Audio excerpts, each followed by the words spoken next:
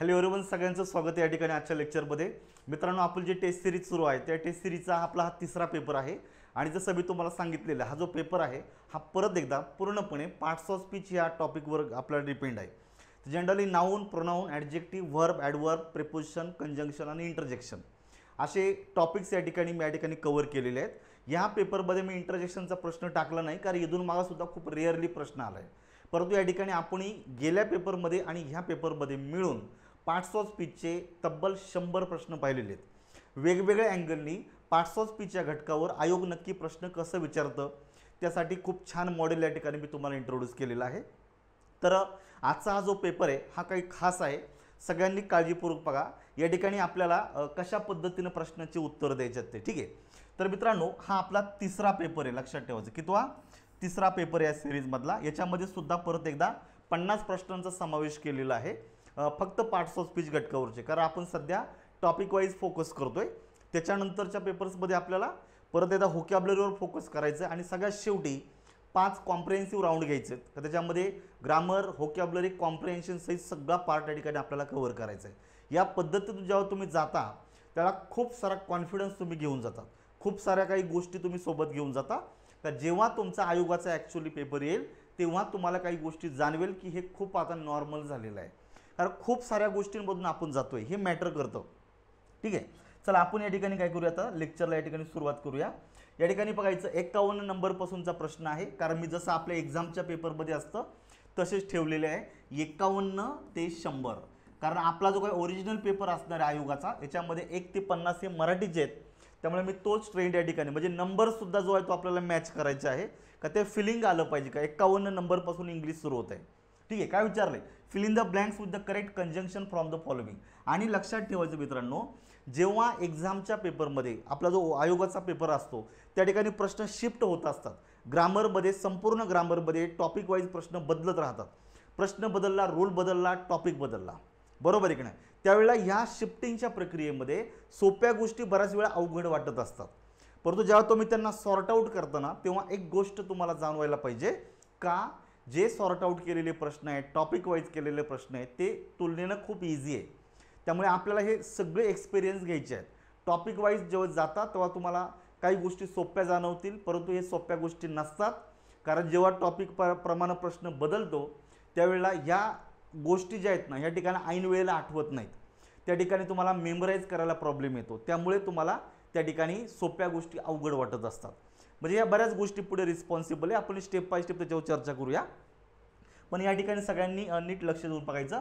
Fill in the blanks with certified conjunction विचारलेले बघायचं. They were happy हा झाला तुमचा एक क्लॉज. आणि दुसरं दिलेलं आहे दे रिसिव्ड द गुड न्यूज. आता तुम्ही जर 2 वाक्य जर वाचली, दे वेअर हॅपी त्यांना खूप आनंद झाला होता. दुसरं दिलेलं आहे दे रिसिव्ड द गुड न्यूज त्यांनी एक चांगली बातमी ऐकलेली होती. आता एक गोष्ट तर तुम्हाला कॉमन झालेली आहे, चांगली बातमी ऐकलेली आणि म्हणून त्यांना आनंद झालेला आहे. म्हणजे या ठिकाणी कॉज अँड इफेक्ट असं म्हणायला हरकत नाही. काय? Cause and effect. परंतु आधी काय झालेलं आहे, त्यांनी चांगली बातमी ऐकली आणि नंतर काय झालं, त्यांना आनंद झाला. बातमीच्या आधीच आनंद होणार नाही, आधी बातमी ऐकली, चांगली आहे म्हणून आनंद झालेला आहे. त्यामुळे मित्रांनो ह्या 2 वाक्यांमध्ये जो रिलेशन आहे त्या रिलेशनवरून ॲप्रोप्रिएट कंजंक्शन वापरायचं आहे. त्यामुळे जेव्हा पण तुम्हाला फिल इन द ब्लँक्सला कंजंक्शन येतं तेव्हा एक गोष्ट लक्षात ठेवायची, जे 2 वाक्य, जे 2 क्लॉजेस तुम्हाला दिलेले असतील ह्या 2 क्लॉजमधला जो संबंध आहे तो चेक करा आणि अकॉर्डिंगली कंजंक्शन वापरा. या ठिकाणी दिलेले बट, बटचा आपण म्हणतो जनरली अर्थ परंतु. आता जर तुम्ही हा जर शब्द जर पाहिला तर या ठिकाणी कुठल्याही प्रकारचा कॉन्ट्रास्ट व्यक्त केलेला नाही आहे. कारण बटने कॉन्ट्रास्ट व्यक्त केला जातो, या ठिकाणी कॉन्ट्रास्ट दिलेला नाही. त्यामुळे ए उत्तरात येणार नाही. दुसरं दिलेले आफ्टर, आफ्टर म्हणजे नंतर. त्यांना आनंद झाला किंवा ते आनंदी होते केव्हा, न्यूज ऐकल्याच्या नंतर. म्हणजे आफ्टर म्हणजे च्या नंतर, म्हणजे नंतर लक्षात ठेवायचं, बरोबर आहे की नाही. After the received the good news म्हणजे त्यांनी बातमी ऐकल्याच्या नंतर त्यांना आनंद झाला होता. म्हणजे या ठिकाणी सिक्वेन्स दिलेला आहे. तर आफ्टर हे तुमचं उत्तर अपेक्षित आहे. पर्याय क्रमांक 2. ड्युरिंग म्हणजे विशिष्ट गोष्टीच्या दरम्यान, बरोबर आहे की नाही. त्यामुळे असं ड्युरिंग इथं मॅच होत नाही आहे अर्थाप्रमाणे सुद्धा. आणि दो आणि अल्दो याने कॉन्ट्रास्ट व्यक्त केला जातो. हे सबऑर्डिनेटिंग कंजंक्शन आहे ते या ठिकाणी मॅच होत नाही. म्हणजे तुम्हाला 4ही पर्याय मॅच करून पाहायचे, एक्झॅक्टली मिनिंग तुम्हाला कळला पाहिजे. पुढचा प्रश्न, identify the correct sentence from the following. आता तुम्हाला करेक्ट सेंटेन्स विचारलेले, मग तुम्ही वाक्य वाचा छान पद्धतीनं, तुमच्या एक गोष्ट लक्षात येते. काय दिलेलं पाहायचं, दे हॅव बीन फ्रेंड्स. तुम्हाला चारही वाक्यांमध्ये क्रियापद एक दिलेले बघायचं. हॅव बीन, तर तुमच्या वाक्यामध्ये हॅव किंवा हॅजपैकी हॅव आलेला आहे आणि पुढे BEEN आलेलं आहे. हॅवच्या नंतर बीचं ते स्वरूप आलेलं आहे, म्हणजे वाक्य झालं प्रेझेंट परफेक्ट टेन्स. कोणत्या काळामध्ये झालं, प्रेझेंट परफेक्ट टेन्स, पहिला जो भाग दिलेला आहे तो. मग आता बघा ते काय होते, मित्र आहेत. दे हॅव बीन फ्रेंड्स, ते मित्र आहेत. मग आता केव्हापासून मित्र आहे, वेन दे वेअर चाइल्ड. इथं व्हेननं जोडलेला क्लॉज आहे का, जो ॲक्च्युली बरोबर नाही आहे. कारण बघा वेअर हे भूतकाळातलं वाक्य झालेले. चिल्ड्रन, जेव्हा ते लहान मुलं होती, जेव्हा ते चिल्ड्रन होते तेव्हापासून ते मित्र आहेत, तेव्हापासून. मग आता आपण ही प्रेझेंट परफेक्ट टेन्स आणि प्रेझेंट परफेक्ट कंटिन्युअस टेन्सचा जेव्हा अभ्यास करतो तेव्हा तुम्हाला सिन्स आणि फॉर ह्या दोन प्रिपोजिशनचा अभ्यास तुम्ही त्या ठिकाणी केलेला आहे. तर since indicate the point of time at which your action began in the past. भूतकाळामध्ये एका विशिष्ट वेळेला जी कृती सुरू झालेली असते आणि ती वर्तमान काळापर्यंत सुरू आहे, हे सिन्सनं जोडलं जातं. And for indicate the total period of time, क्रियेचा संपूर्ण कालावधी. आता जेव्हा ते लहान मुलं होती तेव्हापासून, म्हणजे आपल्याला निश्चित एक पॉईंट ऑफ टाईम दिलेला आहे. मग या ठिकाणी अंटिल येणार नाही, व्हेन येणार नाही, बिफोर येणार नाही, इथे येतो तुमचा तो सिन्स दे वेअर चिल्ड्रन. ते लहानपणापासून, बालपणापासून ते मित्र आहेत. सिन्स आणि फॉरचा वापर या ठिकाणी बरोबर येतो. म्हणजे डीला उत्तरात घ्यायचं आहे, कारण आपल्याला करेक्ट विचारलेला आहे. पण डी कुठे आहे, पर्याय क्रमांक 2ला मार्क करा. तुम्ही प्रश्न काळजीपूर्वक बघा आणि लक्षात ठेवायचं, आपल्या एक्झाममध्ये असेच प्रश्न विचारले जातात. ठीक आहे, अवघड नसतात. उगाच फक्त ते शिफ्टिंगमुळं आपल्याला बऱ्याच वेळा काही कन्फ्युजन होऊ शकेल, बट मी क्लिअरली सांगतो प्रश्न असेच राहणार आहे तुमच्या एक्झाममध्ये. पुढचा प्रश्न, choose the correct alternative to fill in the blanks. काय दिलेले पाहायचं, I am indebted dot dot you dot dot your help. तर जनरली या ठिकाणी तुम्हाला वाक्यामध्ये प्रेपोजिशनचा वापर करावा लागतो. तर प्रेपोजिशन मित्रांनो हे वेगवेगळ्या प्रकारे विचारले जातात. इंडिव्हिज्युअल यूज ऑफ प्रेपोजिशन विचारला जातो, त्याच्यानंतर तुम्हाला वाक्यामध्ये फिक्स प्रेपोजिशन विचारलं जातं. मग या ठिकाणी ही संकल्पना तुम्हाला माहिती पाहिजे. फिक्स प्रेपोजिशन म्हणजेच काय, फिक्स प्रेपोजिशन म्हणजेच काय, तुमच्या वाक्यात एखादं नाऊन आहे, तुमच्या वाक्यात एखादं ॲडजेक्टिव्ह आहे किंवा तुमच्या वाक्यात एखादं व्हर्ब आहे, यांच्यानंतर एक विशिष्ट प्रेपोजिशनच वापरलं जातं, कुठलंही घेऊन चालत नाही. मग ते फिक्स आहे, त्याचं त्या विशिष्ट शब्दाच्या नंतर त्याचं लोकेशन आणि तो शब्द फिक्स असतो, त्याला फिक्स प्रेपोजिशन असं बोललं जातं. मग या ठिकाणी तुम्हाला एक शब्द दिलेला आहे इंडेप्टेड. आता इंडेप्टेडच्या नंतर नेहमी टू येत असतो, indebted to someone for something. इथं इंडेप्टेडचा मिनिंग काय दिलेला आहे मित्रांनो, ग्रेटफुल. तुम्हाला खूप आशानं तुम्ही एखाद्याचं ग्रेटफुल आहात बिकॉज ऑफ हेल्प गिवन. एखादा व्यक्ती जेव्हा तुम्हाला मदत करतो तेव्हा आपण त्याच्याविषयी खूप ग्रेटफुल असतो, लक्षात ठेवायचं. मग indebted to someone for something लक्षात ठेवायचं. तर जो व्यक्तीचा उल्लेख येतो तिथे टू आला पाहिजे, ज्याच्यासाठी मदत झालेली आहे ते जे दिलं जातं हे फॉरनं जोडलं पाहिजे. त्यामुळे इंडेप्टेड टू आला पाहिजे आणि त्याच्यानंतर आला पाहिजे फॉर. तर हे फिक्स प्रेपोजिशनच्या जोड्या छान पद्धतीनं वाचून ठेवा. एक्झाममध्ये वेगवेगळ्या पेपर्समध्ये तुम्ही चेक करा, भरपूर फिक्स प्रेपोजिशन येऊन गेलेले आहेत. आपल्या नोट्ससुद्धा आहेत, त्या नोट्समध्ये मी तुम्हाला अगदी डिटेलमध्ये नोट्स दिलेली आहे या फिक्स प्रिपोजिशनची. तेवढी वाचणं, त्याच्या पलीकडं काही वेगळं करायची गरज नाही. पण याच्यावर प्रश्न येतो आणि हे करून ठेवायची तयारी. ठीक आहे, पुढे state what part of speech of the underlined word is there anything I can do to help. इथं काही हेल्प करण्यासाठी माझ्याकडे काय आहे का, तर एनिथिंग, एनीवन, समवन, समथिंग, बरोबर आहे का. हे सगळे इनडेफिनेट प्रोनाउन आहे. कोणते आहेत तुमचे इनडेफिनेट प्रोनाउन, उत्तर एक येतं. मग demonstrative pronoun this, that, these, those हे वेगळे येतात. त्याच्यानंतर distributive pronoun each of, either of आणि नायदर ऑफ हे वेगळे आहेत. आणि relative pronoun who, whom, whose, that आणि विच हे 5 रिलेटिव्ह प्रोनाउन आहेत. म्हणजे प्रत्येकामध्ये वेगवेगळे शब्द आहेत. थोडक्यात काय उत्तर येतं, पर्याय क्रमांक 1. पुढचा दिलेला आहे choose the most appropriate word to fill in the blanks. काय दिलेले बघायचं, ही सॉल्ड हिज प्रॉपर्टी. त्यानं त्याची जी इस्टेट आहे, त्याची प्रॉपर्टी त्याने ते विकून टाकली. मग पुढे दिलेले आहे he was under a lot of डेप्ट. डेप्ट म्हणजे कर्ज, तो खूप कर्जाखाली दबला होता. म्हणजे एखाद्या व्यक्तीवर भरपूर कर्ज झालेलं आहे आणि ते कर्ज चुकवण्यासाठी त्या व्यक्तीने त्याची प्रॉपर्टी विकून टाकली. मग इथं तुम्हाला काय दिलेलं आहे, त्यानं प्रॉपर्टी विकली. का विकली? कारण तो कर्जामध्ये डुबला होता. That is the reason. काय दिलेलं आहे? रिझन ऑफ द ॲक्शन दिलेले. म्हणजे विकण्याची क्रिया का घडली हे रिझन तुम्हाला दिलेले. मग या ठिकाणी बघायचं सोचा अर्थ होतो जनरली म्हणून, बरोबर की नाही. त्यानं प्रॉपर्टी विकली म्हणून तो अशा रीतीनं तो कर्जामध्ये डुबला होता. प्रॉपर्टी विकल्यामुळे कर्जात डुबला नाही, बरोबर का. कर्ज झाल्यामुळे प्रॉपर्टी विकलेली, त्यामुळे म्हणून असा अर्थ होणार नाही. त्यामुळे या ठिकाणी मॅच होत नाहीये. देअरफॉर सेम मिनिंग आहे. बिकॉज ऑफ दॅट, बरोबर आहे की नाही. त्यानं प्रॉपर्टी विकली कारण बिकॉज ऑफ दॅट, कशामुळं? या गोष्टीमुळे. तिथं देअरफॉर पण होणार नाहीये. इथं होतं तुमचा ॲज, पर्याय क्रमांक 3 दिलेले. As he was under a lot of debt, बरोबर आहे की नाही. इथं ॲज म्हणजे च्या कारणामुळे, बरोबर. तो अशा रीतीनं कर्जामध्ये डुबल्या होता, या कारणामुळे त्याने प्रॉपर्टी विकली. ॲज बरोबर येतो आणि सो दॅट मी पर्पज सांगितला जातो, तो या ठिकाणी मॅच होत नाही. हे सबऑर्डिनेटिंग कंजंक्शन आहे. त्यामुळे उत्तर येतं तुमचं 3. पुढे identify which part of the sentence has an error. Error शोधायची आहे. असा एखादा ट्रॅडिशनल टॉपिक तुम्हाला विचारला जातो. सोप्पा असं मित्रांनो, वाक्य छान पद्धतीने वाचा, समजून घ्या, तुम्हाला बऱ्याच काही गोष्टी क्लिअर होत या ठिकाणी. बघायचं, my sister in laws who live in Nagpur have come to stay with us for a week. आता या ठिकाणी हे अनेक वचनी दिलेले. हॅव हे अनेक वचनी दिलेले. काय दिलेलं आहे? हे अनेक वचनी. म्हणजे हे जे काही कंपाऊंड नाउन आहे हे अनेक वचनी आहे. मग नोटीस करायचं, जेव्हा एखादं वाक्यात कंपाऊंड नाउन येतं, कंपाऊंड नाउन जर प्लुरल फॉर्ममध्ये असेल तर त्यातला जो हेड वर्ड असतो त्याला यस किंवा यस जोडायचं असतं. कुठल्याही शब्दाला जोडून चालत नाही. त्यामुळे द सिस्टर्स इन लॉ असं पाहिजे होतं. लक्षात ठेवायचं. म्हणजे कोणतंही घेऊन चालत नाही, सिस्टर्स इन लॉ.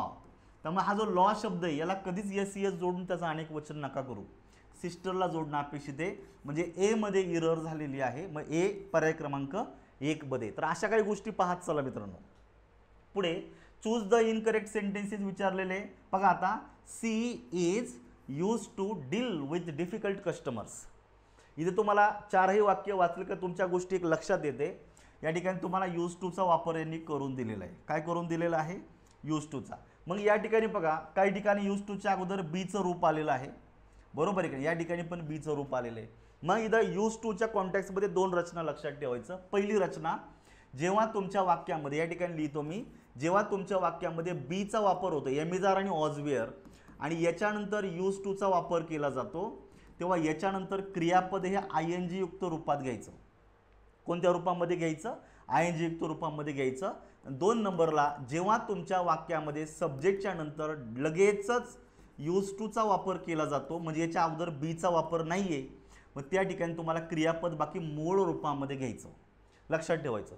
आणि जेव्हा तुम्ही वाक्यामध्ये, थोडंसं मी साईटला लिहितो कारण आपला इथं प्रश्न पुसतो, या ठिकाणी इथे लिहितो तुम्हाला. म्हणजे तुम्ही वाक्यात बीचा वापर केला, त्याच्यानंतर तुम्ही वाक्यामध्ये यूज टू वापरलं, त्याच्यानंतर तुम्ही क्रियापद जे आहे हे ING युक्त रूपामध्ये घेता, तेव्हा यानं तुमची प्रेझेंट हॅबिट व्यक्त केली जाते. कोणती हॅबिट व्यक्त केली जाते मित्रांनो? प्रेझेंट हॅबिट व्यक्त केली जाते. आणि जेव्हा फक्त यूज टू प्लस V1 येतो, याने तुमची पास्ट हॅबिट व्यक्त केली जाते, ज्याला आपण डिस्कनेक्टेड हॅबिट असं म्हणत असतो.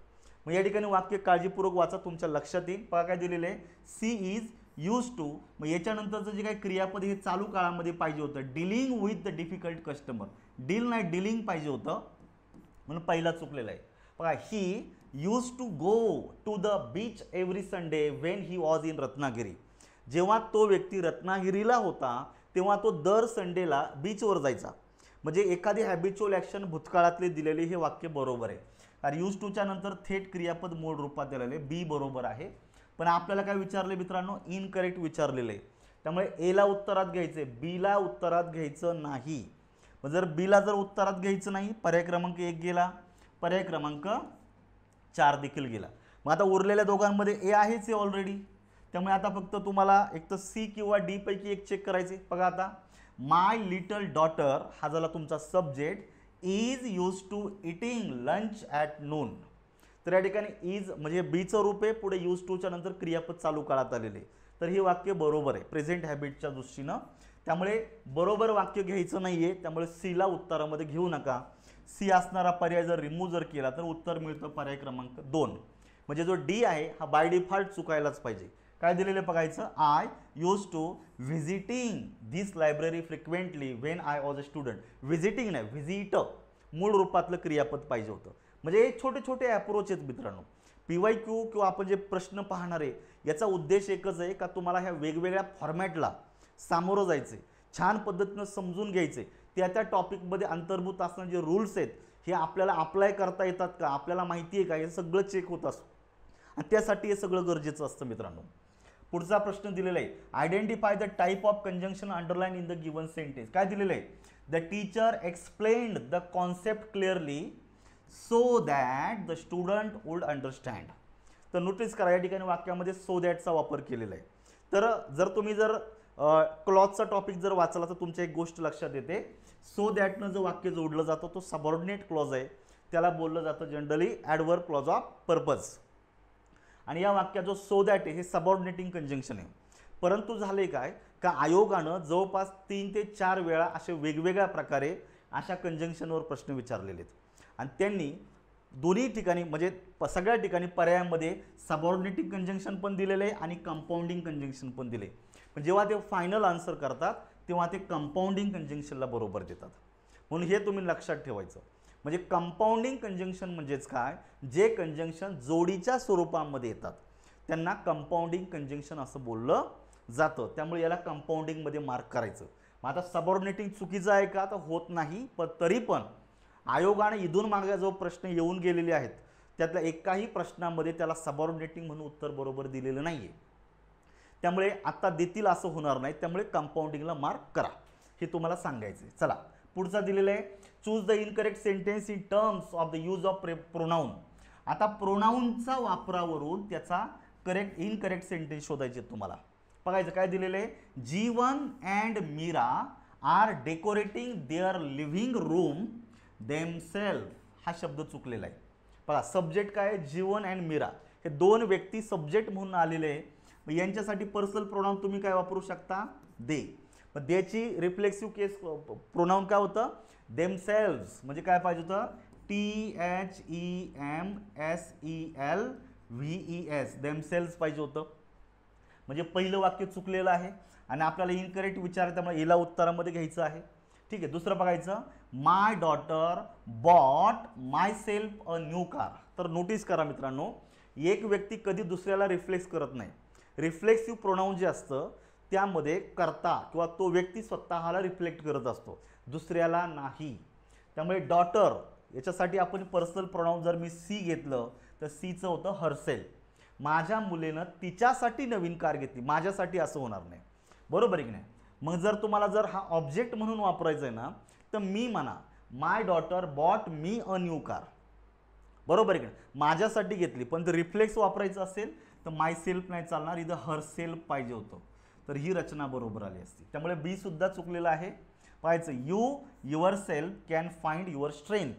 तर यूचं युअर सेल्फ ही रचना बरोबर आहे. म्हणजे तीनही तुम्हाला रिफ्लेक्सिव्ह प्रोनाउनच्या कॉन्टॅक्समध्ये दिलेले आहे. तर लक्षात ठेवायचं, सब्जेक्ट आणि रिफ्लेक्सिव्ह प्रोनाउन ही एकमेकाला मॅच करून बघा. मग जर एखादं प्रोनाउन एकवचनी असेल तर SELF जोडायचं, प्रोनाउन अनेक वचनी असेल तर SELVES जोडायचं. ह्या छोट्या छोट्या गोष्टी माहिती असू द्या. आता ए आणि बी चुकलेलं इनकरेक्ट विचारल्यामुळे ए आणि बी ओनली, पर्याय क्रमांक 3ला मार्क करायचं. पुढे बघा, पब्लिक स्पीकिंग्स मेक्स हेनरी नर्वस. तर तुम्हाला या ठिकाणी क्लॉज इलेमेंट तुम्हाला शोधायचे आहेत. तर छोटंसं वाक्य छान पद्धतीनं बघा, वाक्य शेवटी पूर्णविराम दिलं म्हणजे स्टेटमेंट आहे. पब्लिक स्पीकिंग हा झाला तुमच्या वाक्यामध्ये सब्जेक्ट. इथं क्रियापदाला SES जोडले म्हणजे हे झालं तुमचं व्हर्ब. व्हर्बला आपण प्रेडिकेट सुद्धा म्हणू शकतो, लक्षात ठेवा. सब्जेक्ट पुढे व्हर्ब दिलेले, हुम. बरोबर आहे की नाही. आता नर्वस कोण झालं तर उत्तर मिळतं हेनरी. म्हणजे हेनरी हा झाला तुमच्या वाक्यामध्ये ऑब्जेक्ट. बरोबर आहे की नाही. आता नर्वस हा ॲडजेक्टिव्ह आहे आणि तो कुणासाठी आलेला आहे, हेनरीसाठी आलेला आहे. पब्लिक स्पीकिंग नर्वस झालं का हेनरी नर्वस झाला, हेनरी. म्हणजे ऑब्जेक्ट विषयी अधिक माहिती देणारा शब्द हा ऑब्जेक्ट कॉम्प्लिमेंट असतो. आणि नोटीस करा, जर तुमच्या वाक्यामध्ये एकच ऑब्जेक्ट असेल तर तो व्यक्ती असू द्या, वस्तू असू द्या, संकल्पना असू द्या, काही फरक पडत नाही, त्याला डायरेक्ट ऑब्जेक्टच म्हणायचं. जर दोन असतील तर एक डायरेक्ट आणि एक इनडायरेक्ट अशी रचना असते. त्यामुळे या ठिकाणी सब्जेक्ट वी इनडायरेक्ट ऑब्जेक्ट म्हणू नका आणि तसा हा डायरेक्ट ऑब्जेक्ट नाहीच आहे. त्यामुळे पर्याय क्रमांक 1 चुकला. SVOI इनडायरेक्ट ऑब्जेक्ट नाही आहे, त्यामुळे हा पर्याय जातो. SVOD ओडी म्हणजे डायरेक्ट ऑब्जेक्ट आणि नंतर आलेलं आहे कॉम्प्लिमेंट, C फॉर कॉम्प्लिमेंट. तरी 3 नंबरचं उत्तर येतं आहे. पुढे बघा डायरेक्ट ऑब्जेक्ट दिला, पण या ठिकाणी परत एकदा डायरेक्ट ऑब्जेक्ट आहे, पण हा डायरेक्ट ऑब्जेक्ट नाहीच आहे. कारण ऑब्जेक्टमध्ये ॲडजेक्टिव्ह नाही वापरत. ऑब्जेक्टमध्ये काय काय येतं, नाऊन येतो, प्रोनाऊन येतं, नाऊन फ्रेज येते किंवा नाऊन क्लॉज येतो. ॲडजेक्टिव्हचा वापर आपण ऑब्जेक्ट म्हणून नाही करत. तर या कॉन्टॅक्टप्रमाणे उत्तर बरोबर निघतंय हे समजून घ्या. पुढचा प्रश्न दिलेला आहे आफ्टर अ हेक्टिक वीक. बरोबर आहे, पूर्ण आठवडा खूप हेक्टिक गेल्याच्या नंतर he enjoyed the tranquillity of the countryside. Tranquillity म्हणजे शांतता. काय होतं याचा अर्थ, शांतता. तर नोटीस करायचं मित्रांनो, हा ॲब्स्ट्रॅक्ट नाऊन आहे आणि तुम्हाला काय विचारलंय टाईप ऑफ नाऊन, त्यामुळे याचं उत्तर आलं पाहिजे ॲब्स्ट्रॅक्ट नाऊन. का जे आपण डोळ्यानं पाहू शकत नाही, ते घेऊ शकत नाही, देऊ शकत नाही, ते फक्त फील करू शकतो, त्याला आपण ॲब्स्ट्रॅक्ट नाऊन असं म्हणत असतो. That might be concept, feelings, emotions, ideas, actions etcetera. उत्तर 2 आलं पाहिजे. पुढे घ्या, fill in the blanks with suitable modal auxiliary. Peace dot dot exist only when there is brotherhood. Brotherhood म्हणजे बंधुभाव. ज्या ठिकाणी बंधुभाव आहेत त्या ठिकाणीच शांतता राहू शकते. म्हणजे पॉसिबिलिटी सांगितलेली आहे, वाक्य निगेटिव्ह होणार नाही. कॅननी उत्तरात मार्क करा, कॅन इंडिकेट पॉसिबिलिटी. बरोबर, कॅन नॉटनी वाक्य निगेटिव्ह होणार आहे, परंतु इथं निगेटिव्ह अर्थ होत नाही वाक्याचा, त्यामुळे कॅन नॉट होणार नाही आहे. पुढे दिलेल्या ओल्ड काही संबंध नाही आणि यूज टूचाही काही संबंध नाही. प्रत्येक मॉडल ॲक्झुलरचे वेगवेगळे फंक्शन असतात. फंक्शन वाचून ठेवा मित्रांनो, छान पद्धतीनं तुम्हाला वाक्य वाचायचं, त्याचा कॉन्टॅक्ट समजून घ्यायचा आणि अकॉर्डिंगली उत्तर द्यायचं. शक्यतो उत्तर चुकत नाहीत, हे मी खात्रीशीर सांगतो. पुढचं बघा, fill in the blanks with a suitable verb. Many a man suffered during partition. तर नोटीस करायचं मित्रांनो, मेनी अ जेव्हा तुम्ही वाक्यामध्ये घेता, मेनीच्या नंतर जेव्हा ए येतं, ही जी काय रचना आहे तर ही जनरली सिंग्युलर कन्सिडर केली जाते. तेव्हा याच्यानंतर जे व्हर्ब घ्यायचं आहे ते सुद्धा सिंग्युलरच घ्यायचे तुम्हाला. बरोबर आहे का, नाऊन जे घ्यायचे ते सुद्धा सिंग्युलरच घ्यायचे. त्यामुळे याच्यानंतर येणार नाऊन सिंग्युलर आहे, मग व्हर्ब सुद्धा सिंग्युलर पाहिजे. हॅव अनेक वचनी नको, वेअर अनेक वचनी नको, हॅज आणि इज असे 2 पर्याय दिलेले. मग आता चेक करा, इथे जर इज जर घेतला तिथं B+V3 होतो, म्हणजे वाक्य पॅसिव्हचं बनतं. परंतु करता हा ॲक्टिव्ह आहे म्हणून इज उत्तरात येणार नाही. भले तो एक वचनी आहे परंतु तो पॅसिव्ह करतो आणि वाक्य पॅसिव्हचं नाही. So is not correct. So उत्तर येतं हॅज. आणि हॅजच्या नंतर आपण क्रियापद 3ऱ्या रूपात बरोबर घेतलेलं आहे. सगळ्या रोलमध्ये वाक्य फिट बसलं पाहिजे, उत्तरं चुकत नाहीत, हे तुम्हाला मी सांगतो. पुढे बघा, fill in the blanks with a suitable verb. Everyone dot dot been informed about the incident. तर मित्रांनो, एव्हरीवन हा तुमच्या वाक्यामध्ये सब्जेक्ट म्हणून कार्य करतो. तर एव्हरीवन हे इनडेफिनेट प्रोनाऊन आहे आणि जर तुम्हाला सगळे इनडेफिनेट प्रोनाऊन दिलेले वाक्य म्हणजे व्हिडिओ पॉज करून तुम्ही लिहून ठेवता. Somebody, anybody, anything, something, other, others, another, any, nobody, nothing, one, none हे सगळे दिलेले आहेत. So they are indefinite pronoun, so they are always singular, so they are followed by their singular verb. त्यामुळे वाक्यामध्ये सिंग्युलर वर्ब पाहिजे, अनेक वचनी चालणार नाहीये, त्यामुळे उत्तर येतं हॅज. पर्याय क्रमांक 4, एव्हरीवन हॅज बीन इन्फॉर्म्ड. पुढे, pick out the correct sentence from the following. He is either ignorant or foolish. तर मित्रांनो, आयदर ऑरची रचना दिलेली आहे आणि त्यांनी नेहमी समान भाग जोडले जातात, लक्षात ठेवा. आता ऑरच्या नंतर फक्त ॲडजेक्टिव्ह आहे, तर निश्चित आयदरच्या नंतर सुद्धा ॲडजेक्टिव्हच पाहिजे. समान भाग जोडलेले आहेत, तुमचं वाक्य बरोबर आहे. मग जो भाग वेगळा आहे तो सगळा आधी वापरून दिलेला आहे. दुसरं वाक्य, he is neither interested in jobs nor in business. तर यांनी सुद्धा नायदर नॉरनी सुद्धा समानच भाग जोडायचे आहेत आपल्याला. बघा, either or, neither nor, not only, but also यांनी नेहमी समान भाग जोडले जातात. तर या ठिकाणी मित्रांनो, नॉरने फक्त बिझनेसचा उल्लेख आहे म्हणजे नाऊनचा उल्लेख आहे, तर नायदरच्या नंतर सुद्धा नाऊनच पाहिजे म्हणजे जॉब पाहिजे होता. हे जे इंटरेस्टेड ही क्रियापद आहे हे त्याच्या आधी वापरायचं होतं. म्हणजे वाक्य काय झालं असतं, he is interested neither in job nor in business. Okay, so म्हणजे तुमचं बी काय झालेलं आहे, चुकलेलं आहे. आपल्याला काय विचारले, करेक्ट. त्यामुळे बी उत्तरामध्ये येईल का, तर बिलकुल येणार नाही. त्यामुळे बी असणारा पर्याय रिमूव्ह करा. इथं झालेला आहे. ए उत्तरात आलाच पाहिजे. या ठिकाणी ए नाहीच आहे, इथं बी नको आहे, त्यामुळे हा पण पर्याय जातो आहे. बरोबर आहे की नाही. आता केवळ ए या ठिकाणी दिलेलं आहे म्हणजे उत्तर 2 नंबरमध्ये असलं पाहिजे. म्हणजे चौथ्यामध्ये फक्त डी दिलेला आहे का, जो चुकीचा असणार आहे. चेक करू आपण. He not only lost his ticket but his visa also. बटने फक्त विजा जोडलेला आहे, तर नॉट ओनली सुद्धा हे जोडायचे. तर म्हणजे क्रियापद आहे ते नॉट ओनलीच्या आधी घ्या, कारण बट ऑल्सोच्या नंतर क्रियापद आलेलं नाही. त्यामुळे नॉट ओनलीच्या नंतर सुद्धा क्रियापद वापरायचं नाही, समान भाग जोडायचे. त्यामुळं he lost not only his ticket but visa also किंवा बट ऑल्सो विजा, दोन्ही पण रचना बरोबर येतात पुढे. म्हणजे हे सुद्धा चुकलेलं आहे. मग आता तुमचं उत्तरामध्ये तर डी दिलेलं आहे, म्हणजे डी हा बरोबरच येणार आहे. Neither relative nor friends. तर जेव्हा नायदर नॉरनी दोन नावं जोडले जातात तर पुढे येणारं क्रियापद ॲक्च्युअली दुसऱ्या नामाच्या वचनाप्रमाणे बदलतं. पण या ठिकाणी क्रियापद भूतकाळात आहे, त्यामुळे ते ॲग्रीमेंट होत नाही, काय हरकत नाही. ऑफर्ड हिम एनी हेल्प, वाक्य बरोबर आहे. मग या ठिकाणी ए आणि डीला उत्तरात घ्यायचे, पर्याय क्रमांक 2. आपण एलिमिनेशन पण केलं आणि ह्या अँगलनी उत्तर काढलेले. एक तर तुम्ही एलिमिनेशनने उत्तर काढा किंवा तुम्ही तुमच्या बेसिक कंटेंटच्या आधारे उत्तर काढा, हे तुमचं निघतं. तुम्हाला ॲडव्हान्स माहिती पाहिजे असं गरज नसते. बेसिक जरी असेल ना तरी एलिमिनेशनचा वापर करून उत्तर निघतात मित्रांनो, हे लक्षात ठेवा. पुढे घ्या. Identify the type of adjective underline. पाहिजे all of you must bring your own lunch to school. Lunch शब्द नाव नाही, नामाच्या आधी आलेला आहे. तर जनरली नोटीस करायचं मित्रांनो, व्हेरी आणि ओन, तर हे जे दोन शब्द आहेत यांना आपण बेसिकली काय म्हणतो, इम्फॅसायझिंग ॲडजेक्टिव्ह म्हणतो. ते जोरदर्शक असा वापर केलेला आहे. पुढचा दिलेला आहे, use of correct form of adjective in the sentence. I do not propose to discuss it any dot dot.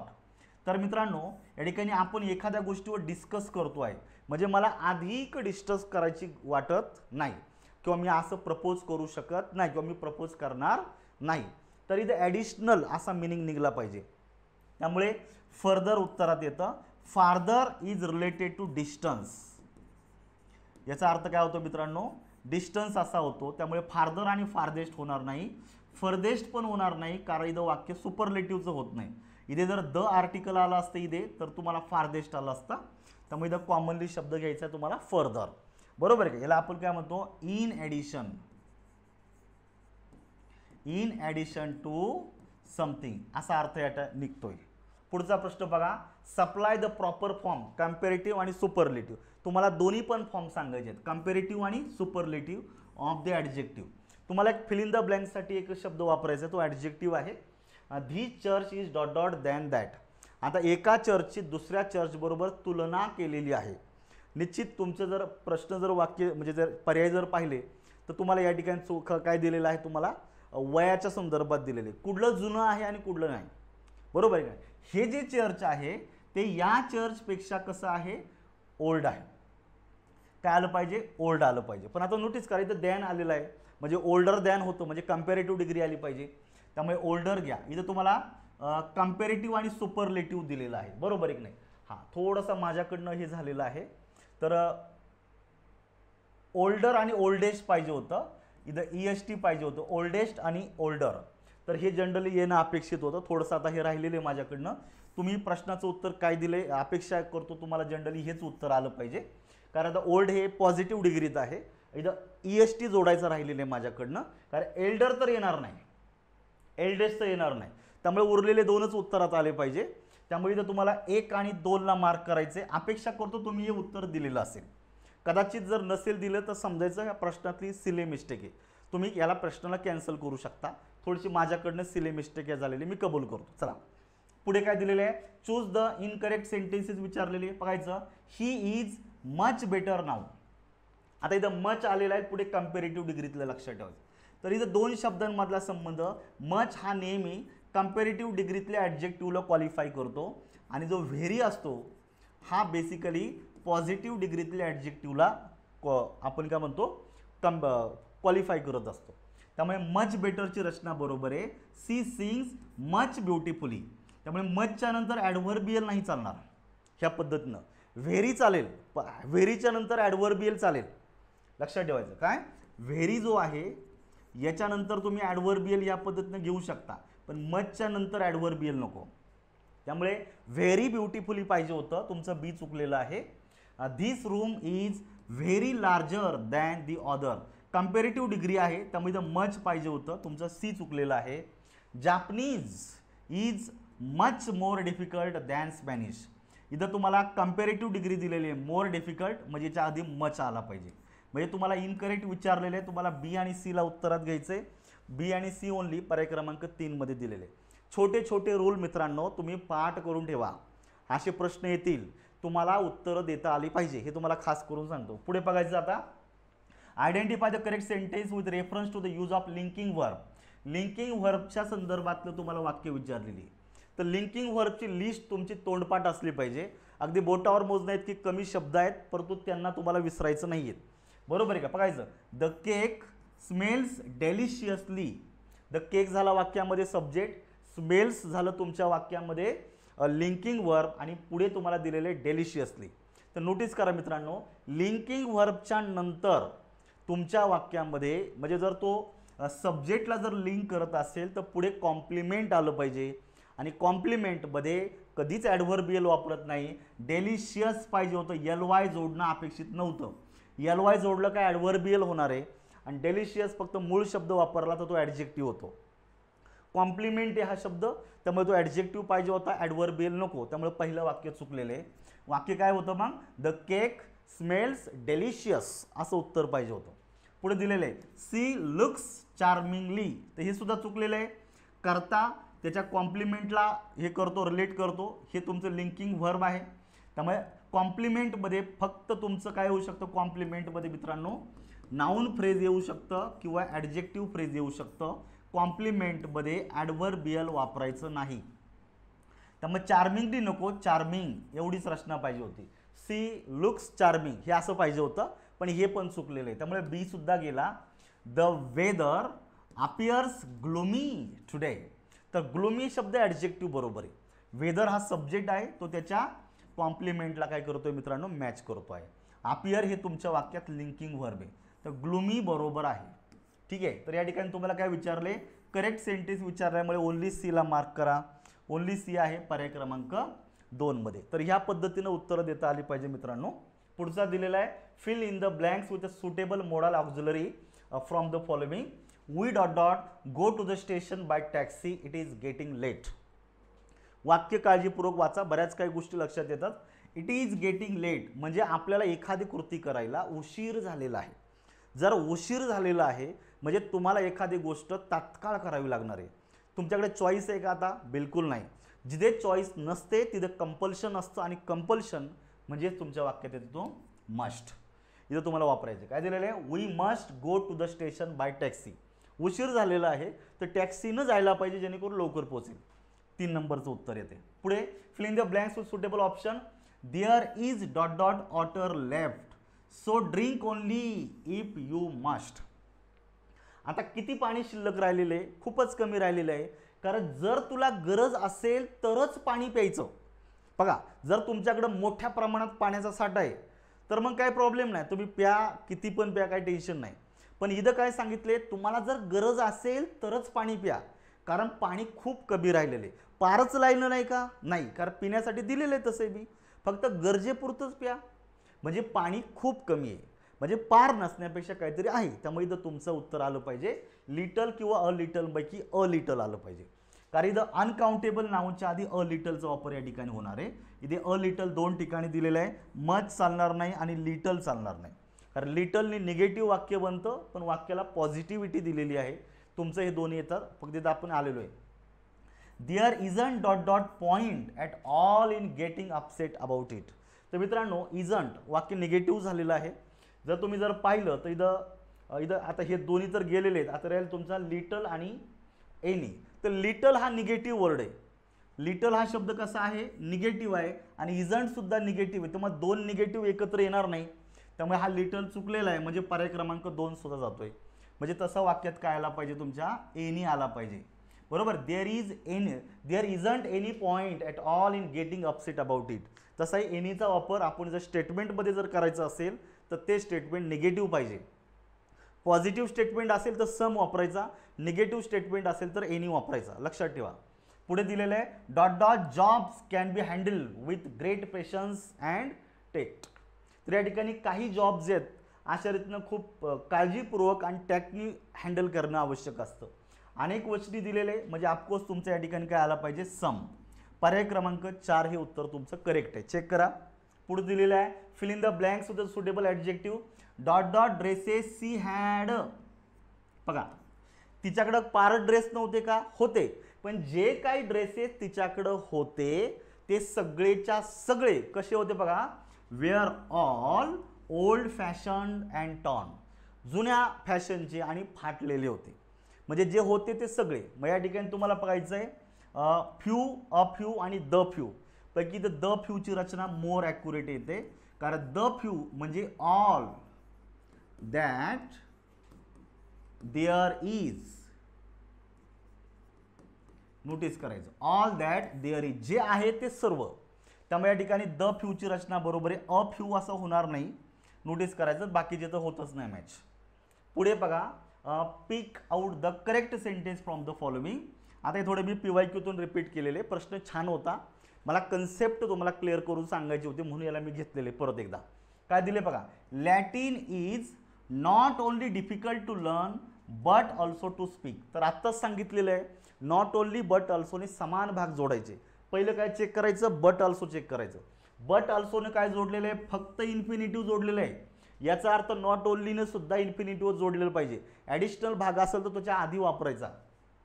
म्हणजे हा जो नॉट ओनली आहे तुमच्या वाक्यामध्ये नॉट ओनलीच्या नंतर हा जो डिफिकल्ट आलेला शब्द आहे हे व्हर्ब आहे ते जनरली नॉट ओनलीच्या आधी पाहिजे होतं. म्हणजे रचना कशी आली असती Latin is difficult not only to learn but also to speak. येतं का लक्षात सगळ्यांनी. समान भाग जोडले पाहिजे त्यामुळे हे चुकलेलं आहे. पुढे बघा not only Latin is difficult हे होणार नाही कारण इथे फक्त इन्फिनिटिव्ह जोडलेलं आहे तेच पाहिजे होतं. लॅटिन नॉट ओनली परत होणार नाही. लॅटिन इज डिफिकल्ट बघा not only to learn but also to speak. समान भाग जोडलेले ह्या पद्धतीनं. म्हणजे डीला उत्तरात घ्यायचे तुम्हाला. म्हणजे डी कुठे आहे पर्याय क्रमांक 4 मध्ये दिलेला आहे. बरोबर उत्तर आहे. She told me that she dot dot English fluently and was very happy. आता ऑज हे भूतकाळातलं दिलेले म्हणजे एखादा व्यक्ती फ्लुएंटली इंग्लिश बोलू शकतो. शकणे ॲबिलिटी सांगितलेली आहे पण तो वाक्य भूतकाळातलं आहे म्हणजे भूतकाळातली ॲबिलिटी सांगितलेली आहे. म्हणजे कुल्ड आलं पाहिजे. इथं काय दिलेलं आहे तुमचं उत्तर आलं पाहिजे कुल्ड स्पीक. बरोबर आहे. She could speak English fluently and was very happy. बरोबर आहे. कुल्ड हॅव स्पोकन येणार नाही. विल भविष्य काळात येणार नाही कारण वाक्य भूतकाळाच्या कॉन्टेक्स्टमध्ये आहे. तसं इथं क्रियापद भूतकाळातले. कॅन सुद्धा भूतकाळात येत नाही. पुढे घ्या recognise which kind of adverb underline विचारले. He was extremely happy. Happy हा शब्द ॲडजेक्टिव्ह आहे. मग ॲडजेक्टिव्हला क्वालिफाय करणारा जो शब्द असतो तो ॲडवर्बियल असतो. तो अशा रीतीनं आनंदी होता. पण किती आनंदी होता. हाऊ मच इथं डिग्री सांगितलेली. हाऊ मच किती आनंदी होता. एक्स्ट्रीमली खूपच आनंदी होता. विथ द रिझल्ट रिझल्ट विषयी तो खूपच आनंदी होता.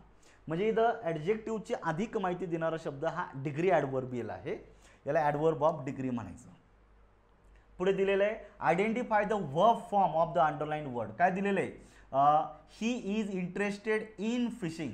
आता तुम्हाला हे वर्ब फॉर्म दिलेला आहे त्याचा टाईप तुम्हाला विचारलेला आहे. तर बघा इथं इन हा प्रेपोजिशन आहे.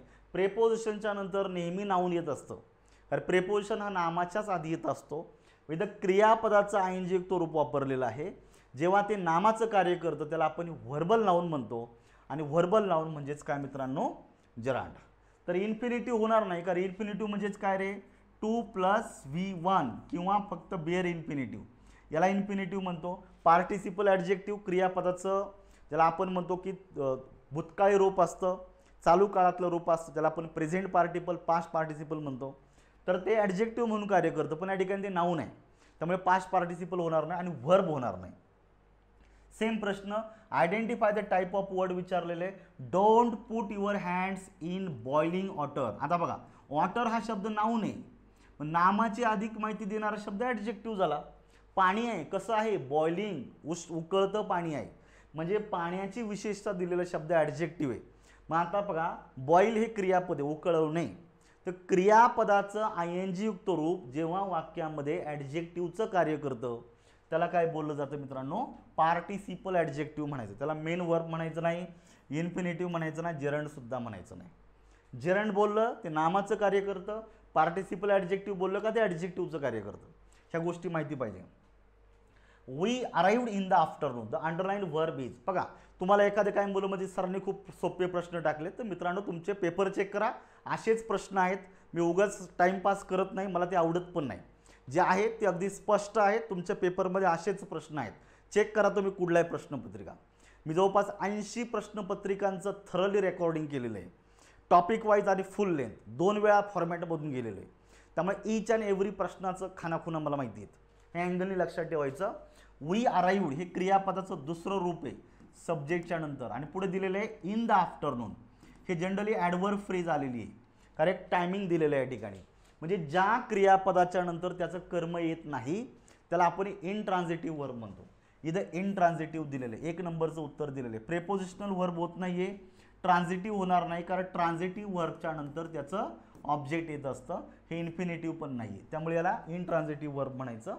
पुढे fill in the blanks with the correct form of the word given in the option. Going anywhere is preferable dot dot staying at home for the weekend. प्रिफरेबलच्या नंतर नेहमी टू येतो, प्रिफर टू लक्षात ठेवायचं. त्यामुळे उत्तर येतं पर्याय क्रमांक 3.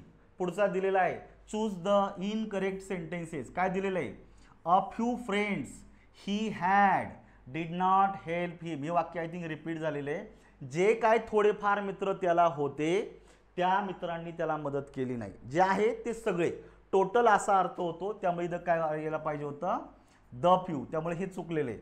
अ फ्यू वाक्य फक्त पॉझिटिव्ह करतं, परंतु इथं डबल क्लॉजचं वाक्य बनतं.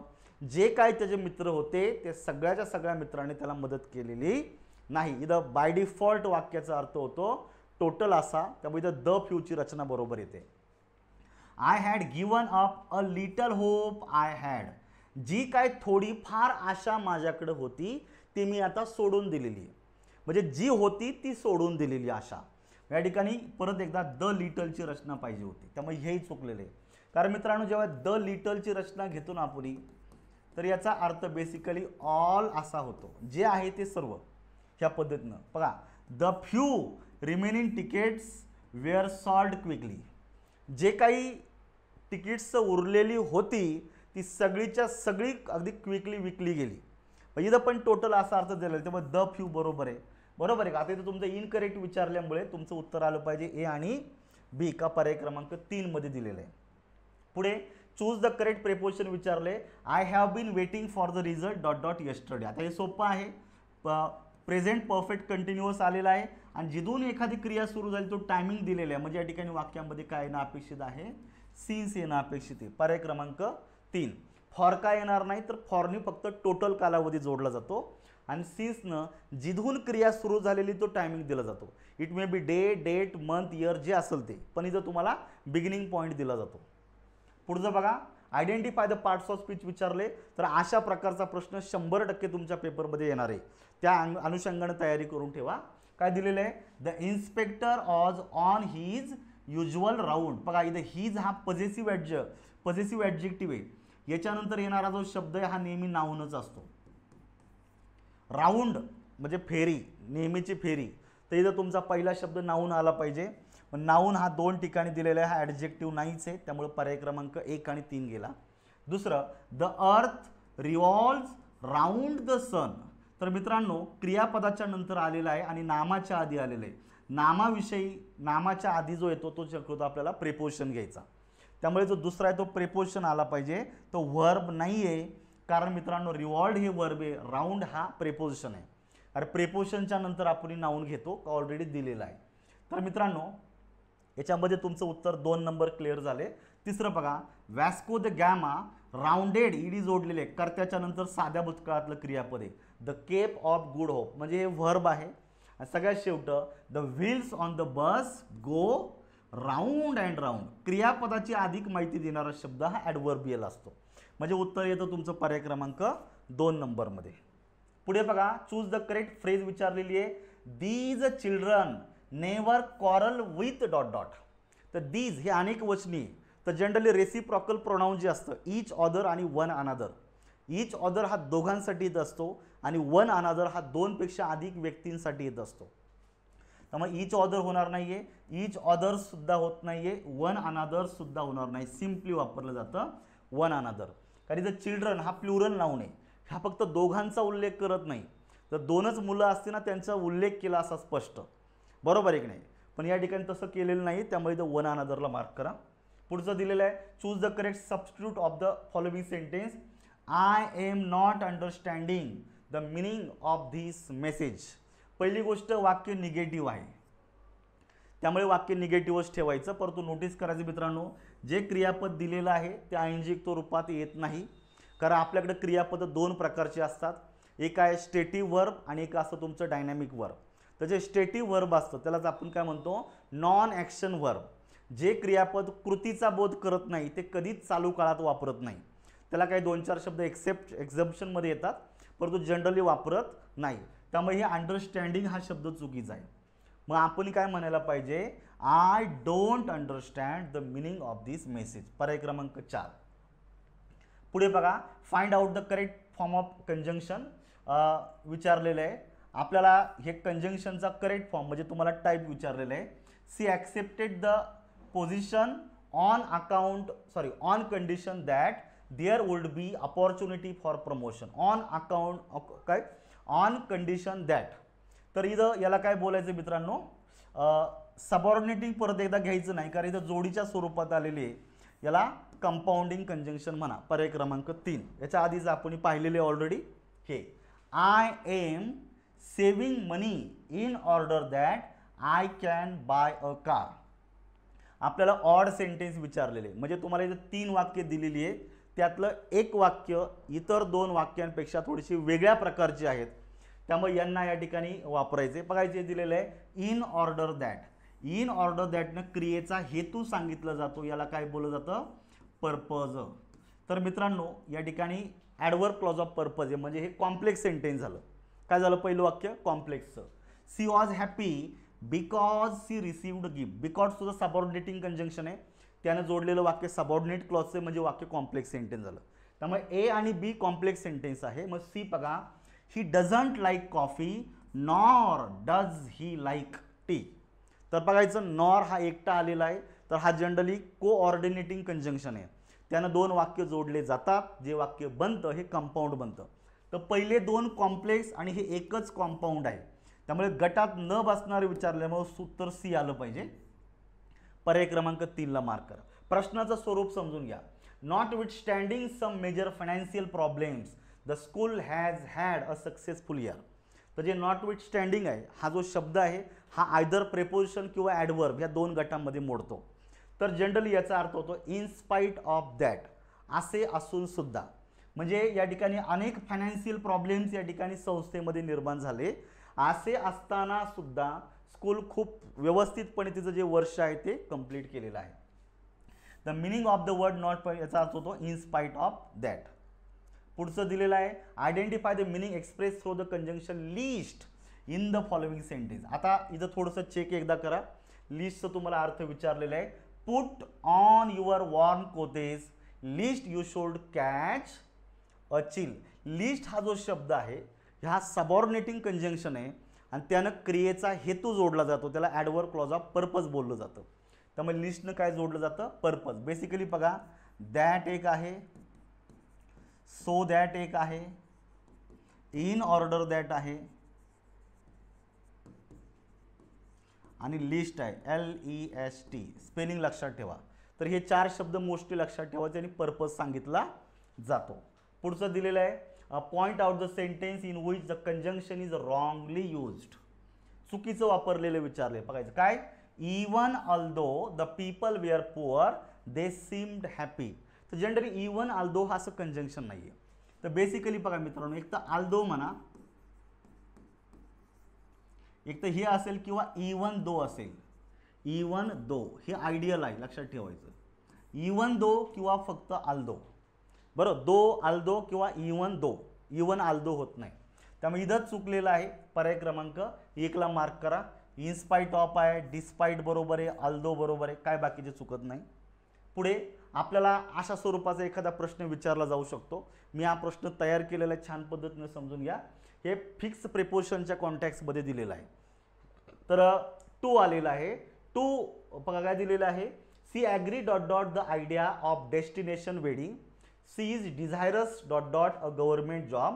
I have a great desire dot dot knowledge. आणि पुढे दिलेलं आहे this soil is deficient dot dot nitrogen. तर वाक्य बघा, she agree to the idea. Agree to असतं, ॲग्री विथ पर्सन आणि agree to suggestion idea etcetera. Agree to suggestion idea etcetera, proposal वगैरे, आणि agree with person. Agree to बरोबर आहे, त्यामुळे इथं टू हा एकमेकाला सरळ मॅच होतो. या ठिकाणी एक हा एकाच ठिकाणी दिलेला आहे मित्रांनो. उत्तर इथंच क्लिअर झालेलं आहे.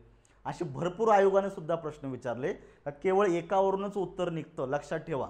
बाकीचे चेक करायचं. तुम्हाला इन दिलेलं आहे. तर this soil is deficient in nitrogen. Deficient in ही प्रेपोजिशनल फ्रेज आहे. ॲग्री टू ही फिक्स प्रेपोजिशन आहे. इथे डेफिशियंटच्या नंतर इन बरोबर येतो. आणि आता बघायचं काय दिलेलं आहे, ऑफ दिलेलं आहे. She is desirous of a government job. Yes, ही रचना बरोबर येते. Desirous of a government job and for कशाने जोडला जातो, I have a great desire for knowledge. बघा, डिझायर हा नाऊन आहे, डिझायरस हा ॲडजेक्टिव्ह आहे. तर डिझायर आला तर डिझायरच्या नंतर फॉर घ्या, डिझायरस आला डिझायरसच्या नंतर ऑफ घ्या. ह्या दोघांमधला फरक समजून घ्या, शब्द वेगळे आहेत. उत्तर 4 नंबरमध्ये कन्फर्म झालेलं आहे. तर थोडक्यात हे सगळे फिक्स प्रिपोजिशन आहे. तर असा एखादा तुम्हाला फसवण्यासाठी असा एखादा प्रश्न तयार केला जाऊ शकतो. त्यामुळे मी परत एकदा सांगतो, फिक्स प्रिपोजिशनला छान पद्धतीनं समजून घ्या, ते गरजेचं आहे. पुढचा दिलेला आहे, which of the following is किंवा are correct. We entered in to the room. आता तुम्ही जर चेक केलं, एंटर्ड हे क्रियापद आहे. एंटर्ड या व्हर्बच्या नंतर कधीच प्रिपोजिशन वापरत नाही. अशा आयोगाचे काही प्रश्न आलेले, त्या प्रश्नांच्या धर्तीवर मी बनवलेला आहे. तर असे व्हर्ब आहेत, चेक करा तुम्ही. मी तुम्हाला पुढच्या एखाद्या पेपरमध्ये अशा टाईपचा प्रश्न बनवून तुम्हाला देईन मी. मग त्यावेळेस तुम्हाला मी परत सांगेल, डिटेलमध्ये देतो. इथं मी दिलेले नाही सगळे. तर काही क्रियापदांच्या नंतर प्रेपोजिशन वापरलं जात नाही, त्याच्यापैकी हे काय, एंटर्ड. त्यामुळे ही एंटर्ड द रूम हे वाक्य चुकलेले, इंटू नको होता. I applied to the job but I didn't get it. Applied to a person or institution. Applied for the post. तुम्ही जॉबसाठी अप्लाय केलाय म्हणजे फॉर आला पाहिजे. टू जर वापरला तर एखाद्या संस्थेचं नाव, व्यक्तीचं नाव आलं पाहिजे होतं. अप्लाइड फॉर पाहिजे होतं, अप्लाइड टू नको. या ठिकाणी कॉन्टॅक्ट चुकलेला आहे. पुढे दिलेलं आहे, she is interested in learning new languages. Interested in doing something, in हा बरोबर आहे. आणि the baby resembles its mother. Resemble हे जे क्रियापद आहे याच्यानंतर सुद्धा कधीच प्रेपोजिशन वापरत नाही. त्यामुळे डी चुकलेले. आपल्याला काय विचारलेलं आहे, करेक्ट विचारल्यामुळे फक्त सी ला उत्तरात घ्यायचं, पर्याय क्रमांक 3.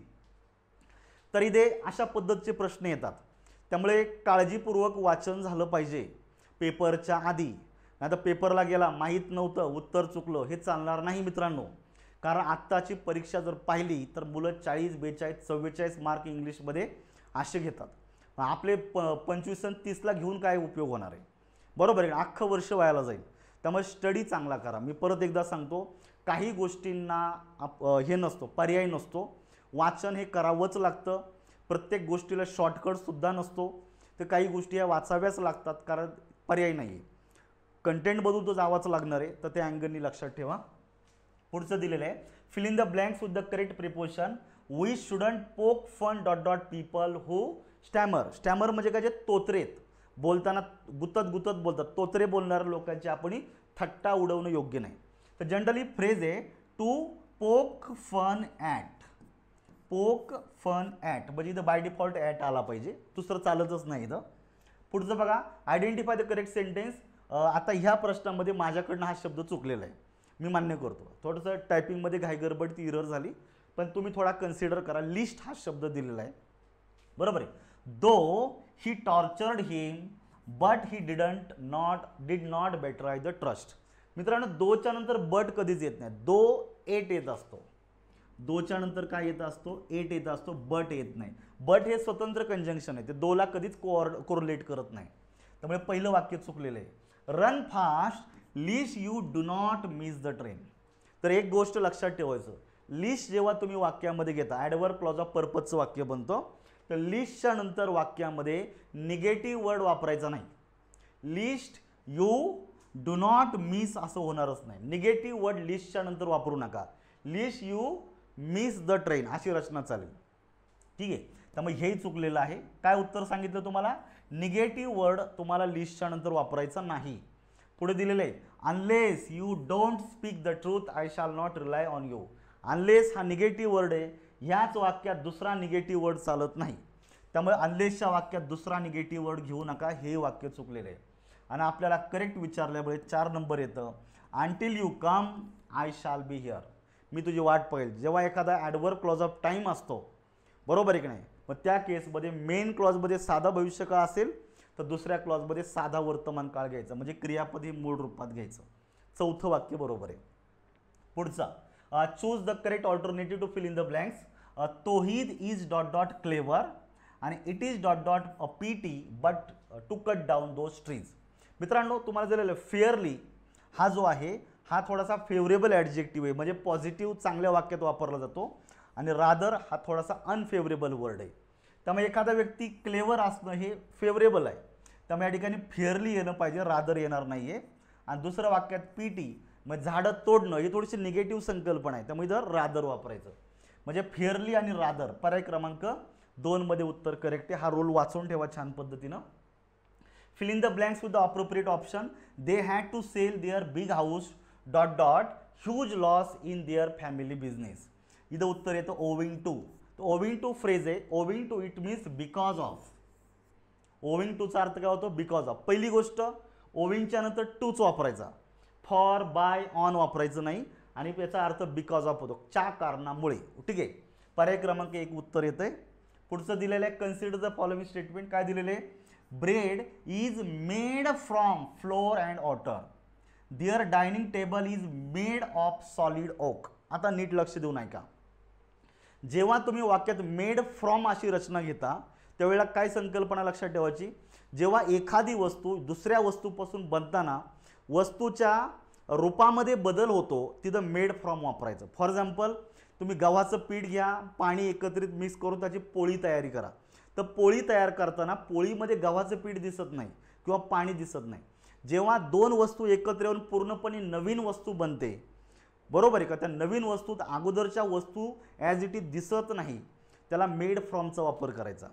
आणि दुसरं दिलेले मेड ऑफ, ज्याला आपण म्हणतो एका वस्तूचं दुसऱ्या एका वस्तूपासून जेव्हा दुसरी वस्तू बनवली जाते तेव्हा जो बेसिक मटेरियल आहे ते ॲज इट इज दुसऱ्यात कंटिन्यू होतं, तिथं मेड ऑफचा वापर करायचा. फॉर एक्झाम्पल, लाकडापासून लाकडाचा टेबल, स्टीलपासून स्टीलची भांडी बनवायची, त्याच्यानंतर तुमचं प्लॅस्टिकपासून प्लॅस्टिकची चेअर बनवायची. म्हणजे प्लॅस्टिकपासून प्लॅस्टिकची चेअर बनवल्याला चेअरमध्ये सुद्धा प्लॅस्टिकच दिसतं. पण गव्हाच्या पिठापासून जेव्हा तुम्ही पोळी बनवता तेव्हा पोळीमध्ये गव्हाचं पीठ दिसत नाही, म्हणजे रूपांतर झालेलं आहे. त्यामुळे मेड फ्रॉम बरोबर आहे आणि मेड ऑफ सॉलिड ओक हे सुद्धा बरोबर आहे. हे 2 बरोबर येतात, कारण टेबल हा लाकडापासूनच बनलेला, ओक हे लाकूडच आहे, बरोबर आहे. Many components are made from plastic. वेगवेगळे घटक आहे हे प्लास्टिकपासून बनलेले. तुम्ही बेसिक मटेरियल प्लास्टिक आहे, प्लास्टिकपासून जे बनवाल ते प्लास्टिकच राहणार आहे, बरोबर आहे की नाही. प्लास्टिकपासून बनवणारी वस्तू ही प्लास्टिकचीच असते, बरोबर आहे का. प्लास्टिक वापरले त्याचं लोखंड झाले असं कधी ऐकलं नाही, किंवा सोनं झालं असं ऐकलं नाही, तेच राहणार आहे. त्यामुळे इथं मेड ऑफ पाहिजे होतं, सी चुकलेलं आहे. आणि this new car is made by Tata motor. इथं तुम्हाला एजंट ऑफ एन ॲक्शन जोडलेलं आहे. इथं तुम्हाला काय दिलेलं आहे, एजंट, म्हणजे हे वाक्य पॅसिव्हची रचना झालेली आहे. इथं बायनं तुम्हाला एजंट जोडला, तो हे वाक्य बरोबर आहे. आपल्याला पहा काय विचारले, ऑल आर करेक्ट होणार नाही, कारण हे इनकरेक्ट आहे सी, त्यामुळे ऑल येणार नाही. Only B and D are incorrect बोललं तर डी तर करेक्ट आहे, त्यामुळे हाही पर्याय येणार नाही आहे. ओनली ए आणि डी आर करेक्ट जर बोललं तर मित्रांनो बी सुद्धा करेक्ट आहे, त्यामुळे हे पण उत्तर येणार नाही. मग उत्तर येतं ओनली सी इज इनकरेक्ट. फक्त 4 नंबरचं इनकरेक्ट आहे, हे उत्तर बरोबर आहे. याला मार्क करा. प्रश्न समजून घ्या. पुढचा दिलेला statement, neither Sujata's father nor mine couldn't understand the problem. नीट नोटीस करा, नायदर नॉर हा तसाही निगेटिव्ह वर्ड आहे. नायदर हा निगेटिव्ह वर्ड आहे, मग त्या वाक्यात दुसरा निगेटिव्ह वर्ड वापरला चालत नाही. या ठिकाणी कुडंट नाही चालणार.